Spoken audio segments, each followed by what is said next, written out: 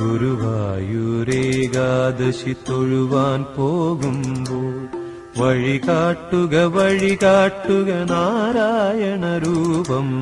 തളരുമ്പോൾ ആത്മാവാം പശുവേ നിന്നാവിൽ അമൃതം പോലൂറിയിടുക നാരായണ നാമം, ഹരിനാരായണ നാമം. ഗുരുവായൂരേകാദശി തൊഴുവാൻ പോകുമ്പോൾ വഴികാട്ടുക നാരായണ രൂപം. തളരുമ്പോൾ ആത്മാവാം പശുവേ നിന്നാവിൽ അമൃതം പോലൂറിയിടുക നാരായണ നാമം, ഹരിനാരായണ നാമം.